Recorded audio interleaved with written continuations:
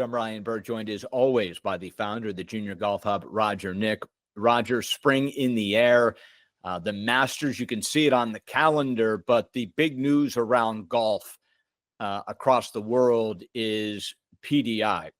So obviously the big announcement, we had a PDI podcast last week to make this announcement that the NB3 Junior Golf National Championship would be holding a PDI only tournament, if you will, across the world that would allow 8 players to go to the World Championship on Golf Channel via only their PDI score. So, Roger, it's either all the talking we've done about PDI has really, really worked and it's caught on. In our wildest dreams and expectations, we could never, ever have predicted the response we have gotten. It has been it's been overwhelming a little bit. We've got players that are traveling thousands of miles to make it to a PDI only event. It's amazing. It is really wildfire, and it's so fun to see your dream coming to fruition after all these years. It's probably a little bit of both, but it's amazing, Roger, the response we've gotten.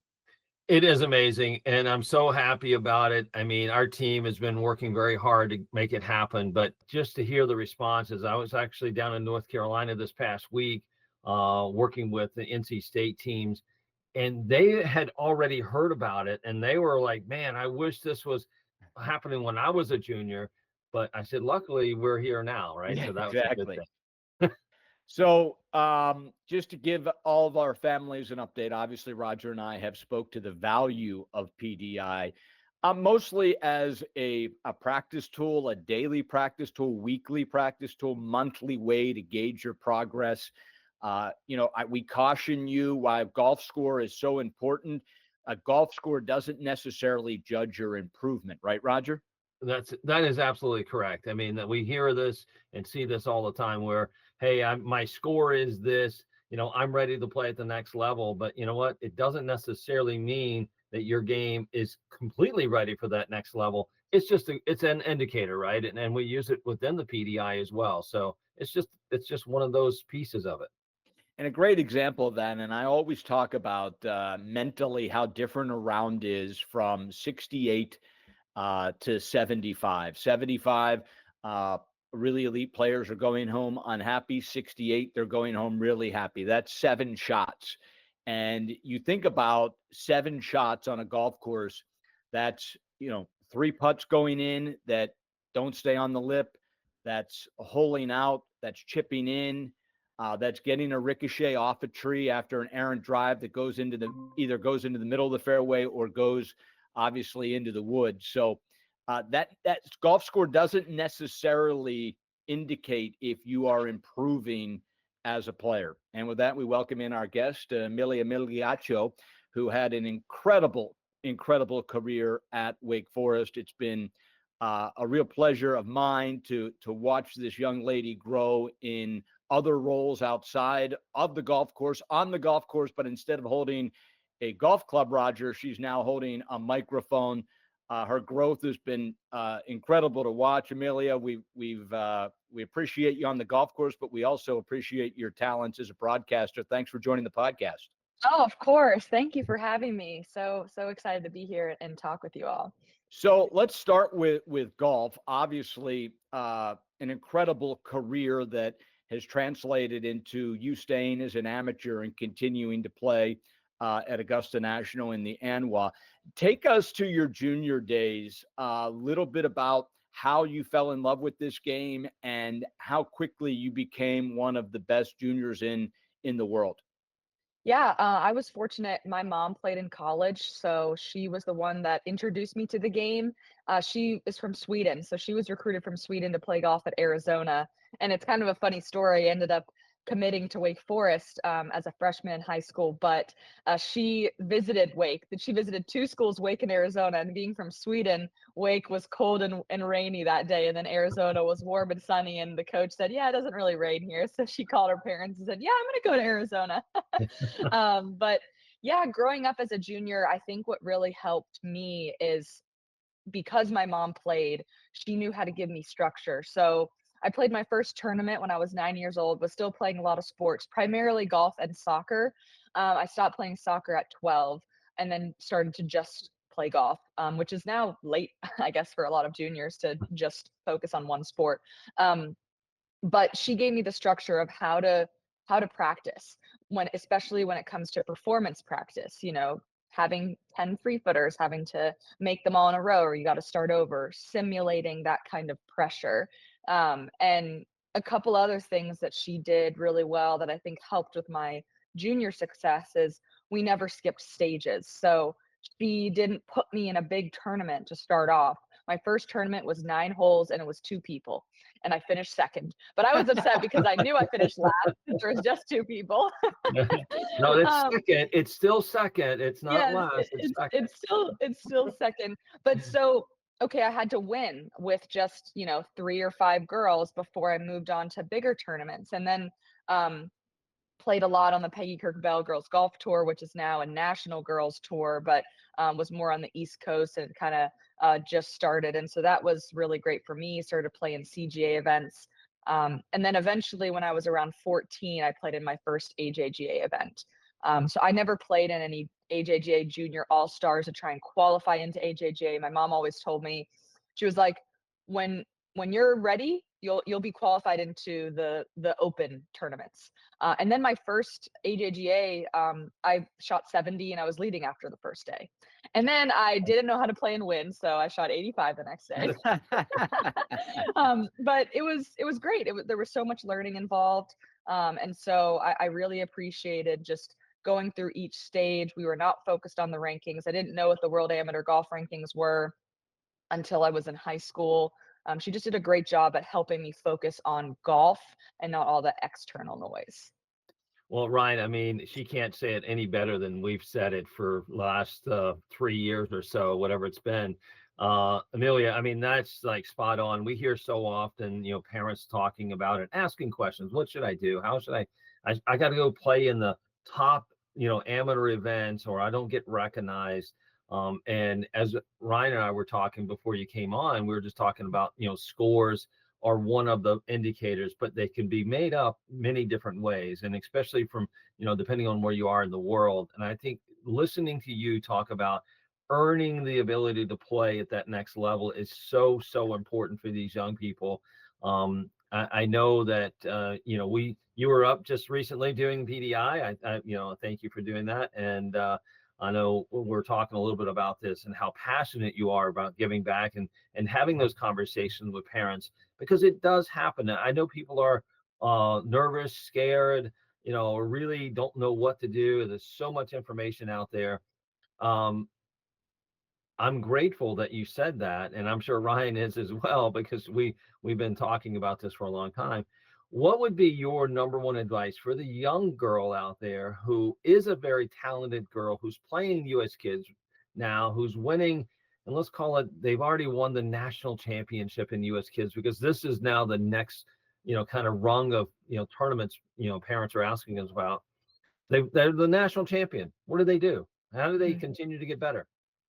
Yeah, no, it's a great question. I would say my number one advice to any kid, depending on how old you are. So if you're kind of closer to high school, just focus on how to get better. You hear the number one player in the world, Scotty Scheffler, on the men's side, Nelly Court on the women's side. They do not talk about how many tournaments they won. They don't talk about how how much better they are and all these things. They're just focusing on one tournament. They're not focused on the US Kids Championship if they have 3 more tournaments in between then. So focus on getting better at practice. Focus on getting better scores throughout. Take each tournament as a learning opportunity.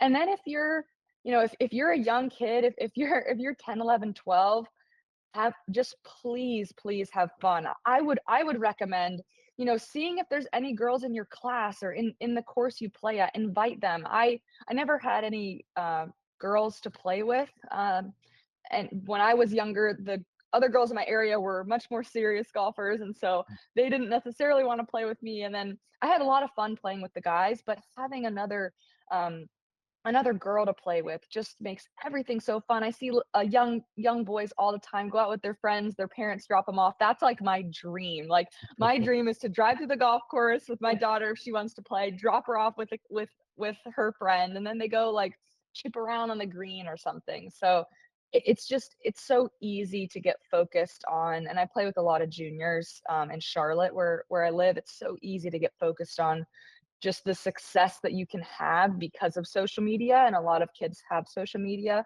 or their parents have it for them. So the external success and noise, it's really intriguing, but the reality is the players that are the best, think about Rose Zhang on the women's side who's just stepped into the professional scene.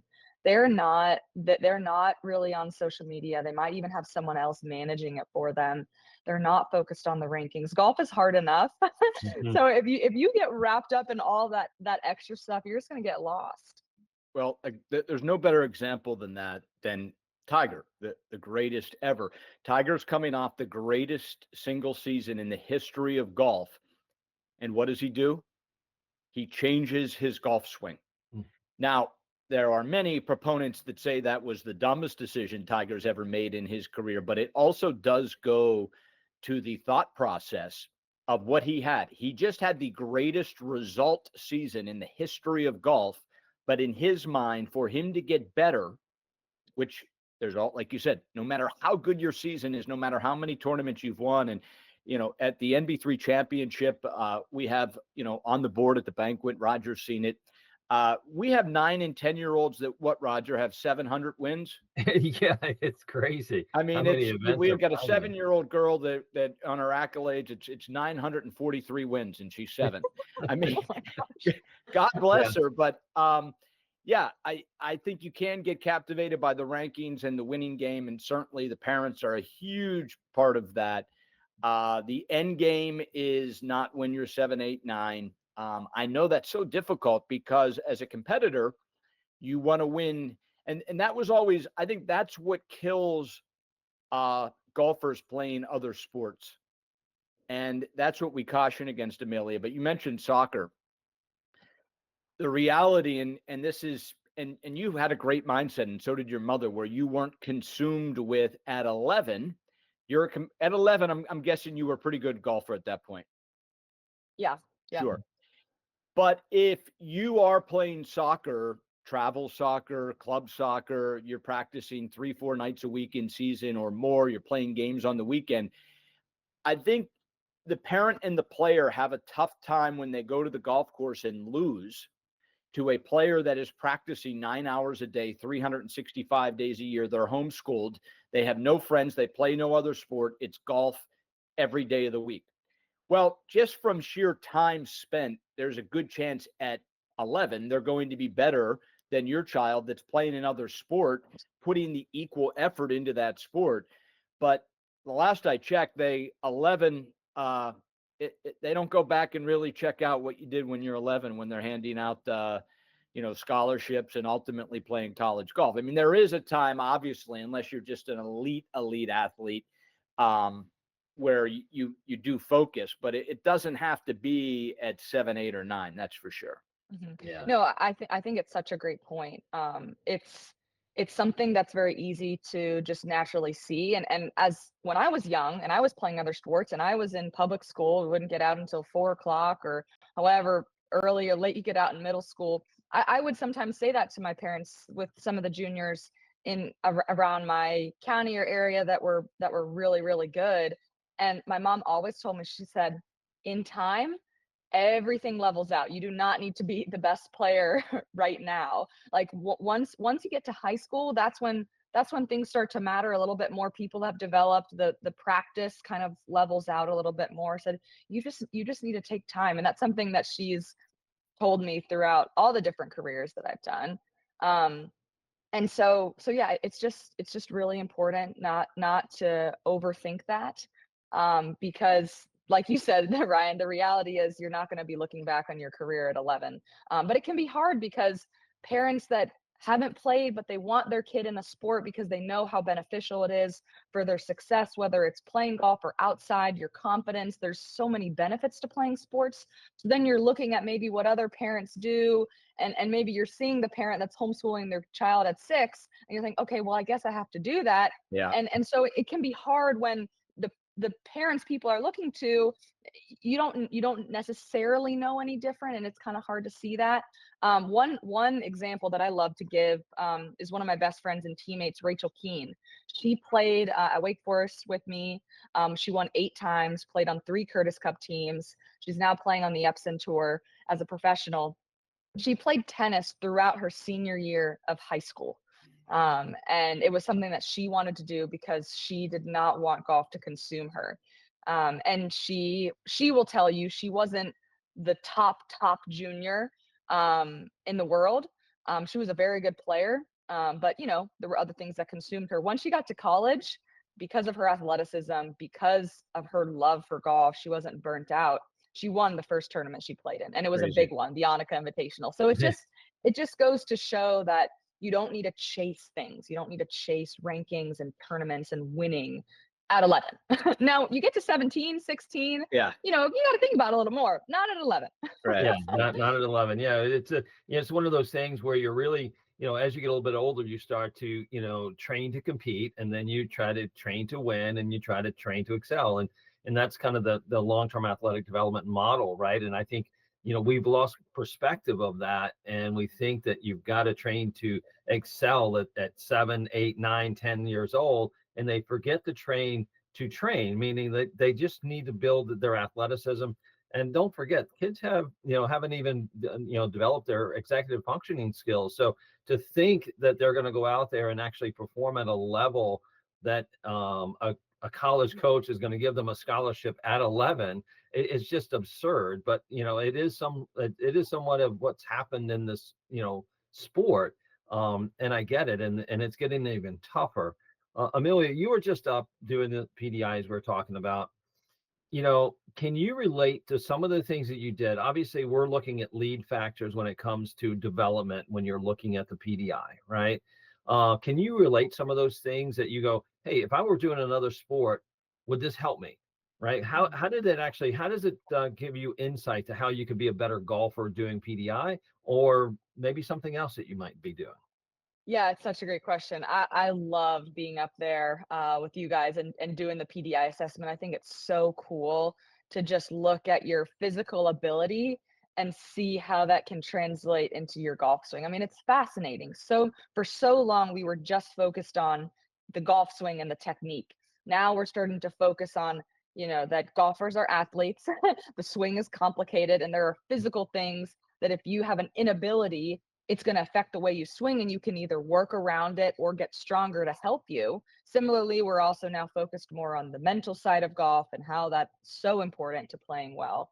But the physical side is huge, and it's such a good point, Roger, you bring up about the other sports, because like I said, I play with the juniors in Charlotte, and one junior I play with, we have the same swing coach, and he's been telling her dad, put her in soccer, put her in other sports because she needs to get faster.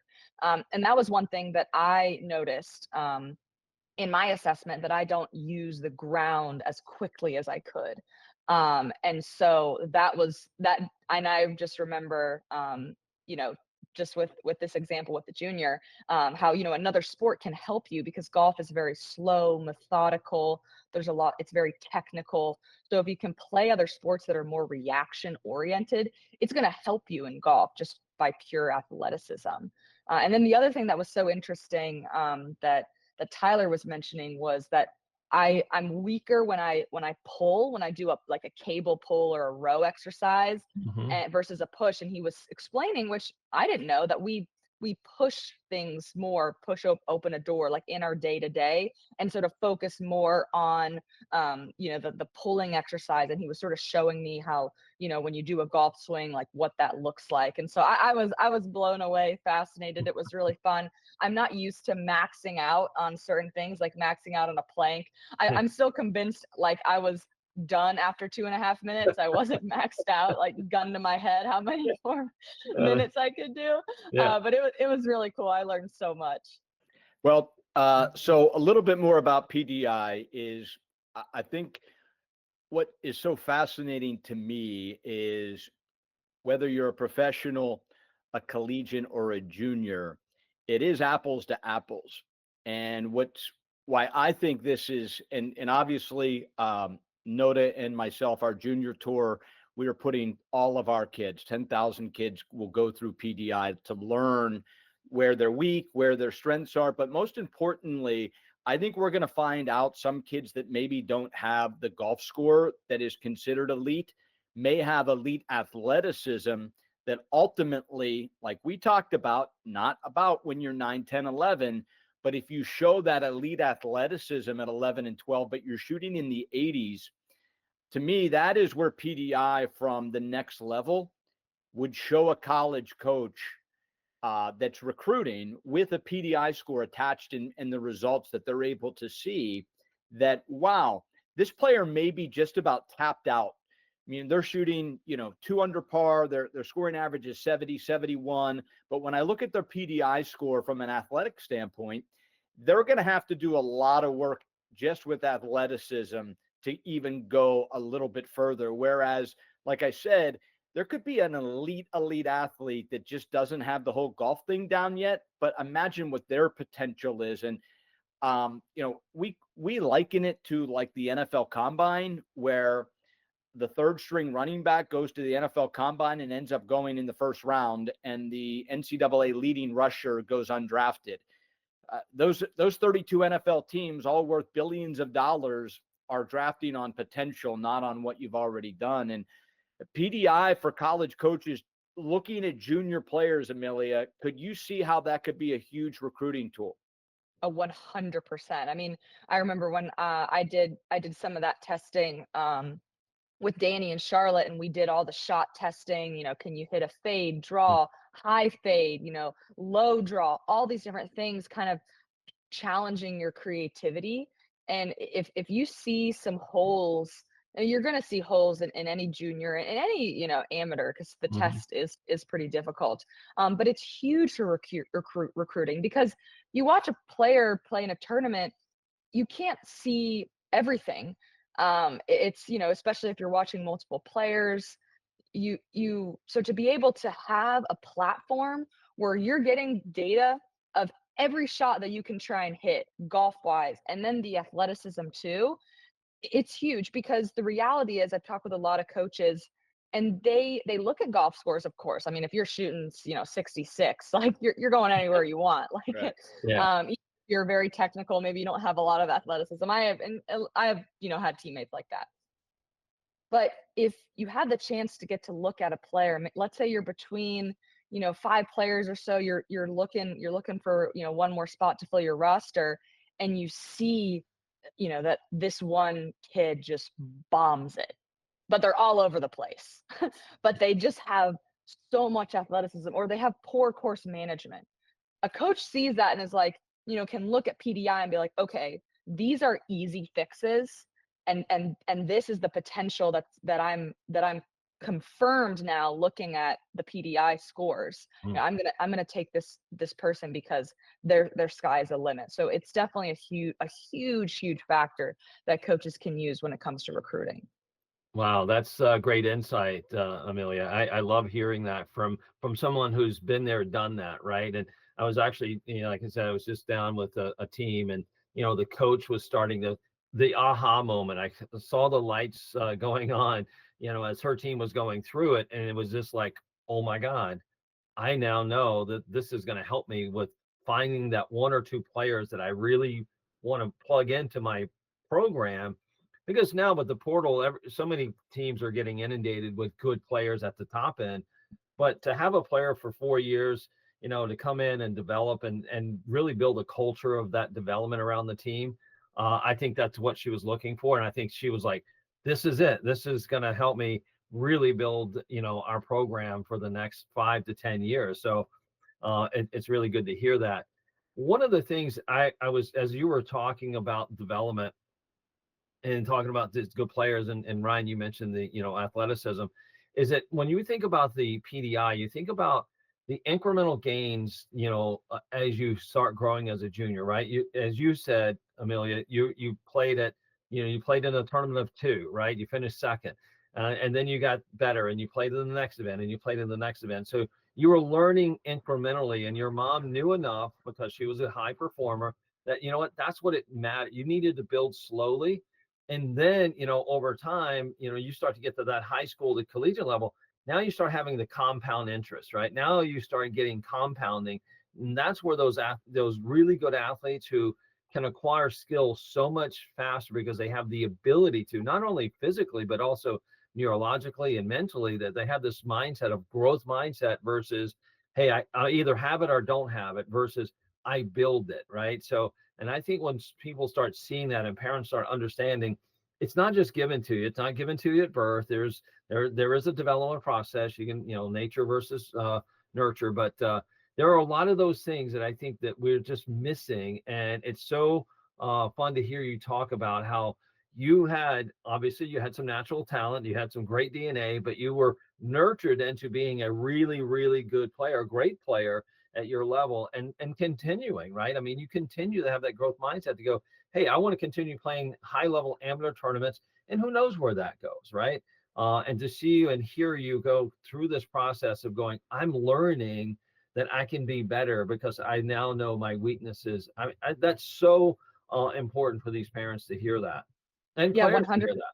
100%. And having these kids having confidence is everything. Whether it comes to, making sure they're winning at their level, and then, okay, you're winning a couple times, well, let's put you to the next stage and see how it challenges you. Because there's a fine line too. You don't just want to be winning tournaments that are way below your level and you think you're way better than you are. Yeah. You want to gradually increase, and then, okay, maybe that tournament was too hard. Well, let's go back and reset. Same thing with PDI. And I've heard you all talk about just, and myself experiencing it, kind of opening your eyes. If you have just a massive hole in your game that you didn't know, you're like, Mhm. man, I always will, double 1 or 2 holes and it just shoots me out of the tournament. Well, maybe when you do that fairway test with your driver, you miss 2 fairways, but in those 2 fairways, they're going out of bounds. And Mhm. so it's like, okay, so it's not that, oh, I hit 12 fairways or 10 fairways, I'm hitting my driver well. It's like, actually, you actually need to work on your driver, because maybe under those pressure situations you hit a really wide miss. So now let's figure out how we can practice that. So it gives players so much confidence in isolating, getting super specific on what they need to work on, Mhm. versus, a lot of kids, and going up to college level, before they get to college, just struggle with the direction of practice. And Mhm. so PDI is this perfect platform where, before college and you have your stats programs and all this stuff, you can have this assessment to really help you.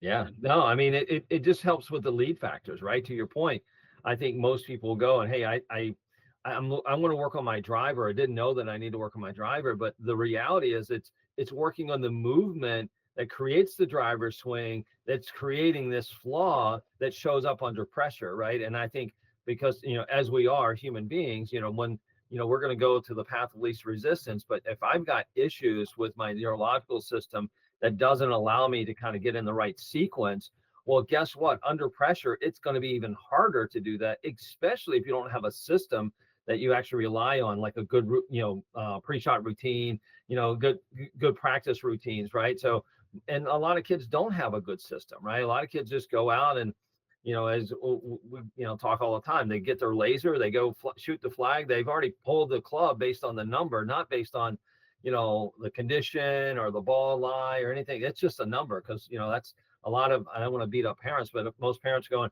you hit your 7-iron 135 yards, when we're on the range. So that's your 135-yard club, period, right? Not the ball's below your feet. You don't have good balance. You don't really know how to actually swing, from that position, because you don't have the athleticism or don't have the movement quality to do that. And it shows up by, maybe you topped it, or maybe, maybe shanked it out of bounds or whatever. So it's really understanding the lead factors that you want to work on that really drive, to your point, hey, why do I have that real big miss? Well, here's why, right? I can't get my internal hip rotation down so my pelvis doesn't move in the right position, so I don't stay in golf posture, so I don't control path under these conditions. Wow, that's really important to know that. Mhm. Well, So, Amelia, get, before we let you go, why don't you just kind of update us a little bit? We've mentioned it a couple times. You're an All-American at Wake Forest. You decide to stay an amateur, and then you get this crazy idea to go into the wackiest profession in all of professions, and that is the TV world. So just give us a little update on, are you still playing competitively, why you're an amateur, and how the new gig's going? Yeah, golf is such a unique sport that you can play competitively without being on a high school or college team or without being professional. So I think when I realized that I am a competitive person, I want to compete, but I realized I didn't need to be at the highest level on the LPGA. Uh, and then it opened the door to have another career. And then that's when broadcasting came into play. And, it's really just, I love golf more than ever because I'm in broadcasting. To be able to listen and learn from the best players in the world, to watch them go through adversity and see how they handle it. I mean, I feel my maturity as an actual competitor is so much better because I get to watch all these players, watch every single shot that they hit. I get to read their transcripts, see what's going on in their head. And it's just been it's been so wonderful. It's funny when I talk to some of the players out on tour and I tell them how many weeks I travel, they're like, "You're traveling more than me." I was like, "Yeah, but I get to consume my mind with a lot of different things. You're just focused on golf," which, kudos to you for being able to do that. But yeah, still competing. I'm going to play in at least 4 events this year. My first sort of competitive qualifier is U.S. Women's Open qualifier in April, so that'll be really fun. So hopefully 4 events turns into 5.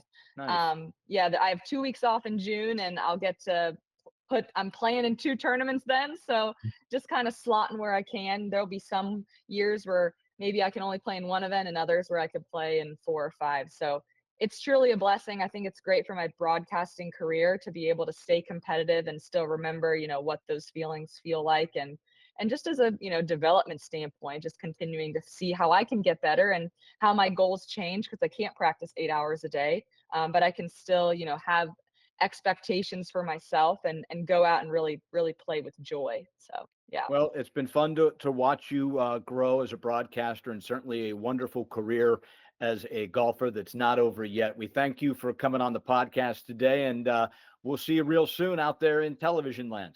Yes, of course. Thanks, Ryan and Roger. Really yeah, appreciate it. yeah. Got it. Thank you. Take care, Have a Amelia. good one. Well, Roger, no doubt that another great proponent of PDI, and really to hear someone that has played at the highest level, that's now watching at the highest level, still see the impact it can have on just her game and her career. Not that we really need any more endorsements at this point, but they just keep rolling in, Roger.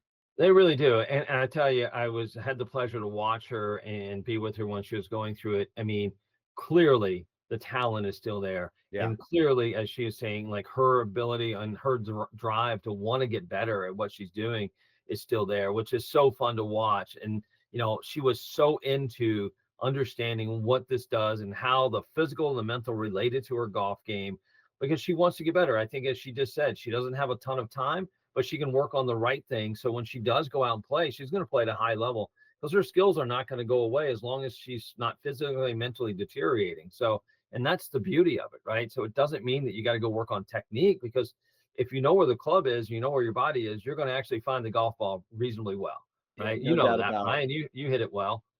Well, we're using PDI to improve even this old goat. So I mean that's the thing. I mean I had a moment where I essentially said I've spent so much time watching, from a broadcasting, but also from a parent level. Mm-hmm. And really in the last 6 months, that moment where I've changed my devotion to the game as a player, and part of that, even as someone that's past their prime, so to speak, it's still about finding out where the weaknesses are, what my body can and can't do, Mhm. and then trying to maximize where I'm at from that standpoint. Obviously, PDI showed me that I had to, stretching was needed to become part of my life. I mean, I was that guy, that kid that I'd go run a 5K and I wouldn't even touch my toes before. I mean, the gun went off and I just ran. I never stretched for anything in my life. Well, at this stage, that had to change. So, regardless, parent or as watching your junior golfer, or if you want to play golf, I recommend for everyone in the family, starting with PDI. Roger, we thank Emilia. You can see why she's going to be a superstar on the screen. Her personality is infectious and certainly a great player in her respect. Once again, if you want to know more about PDI, especially qualifying, taking the self-assessment, go to jgnc.org, jgnc.org. That will really, as a junior golfer, allow you to begin the PDI process at home, comfort of your own home, comfort of your own course, get on the worldwide leaderboard and start the process towards earning one of those 8 exemptions to the World Championship on Golf Channel. Roger, running short on time. So as always, we thank you. We thank our director and producer, Michael Nick, had some technical problems this week, but we got through it. And we'll see you next week on the Hub of Junior Golf Podcast.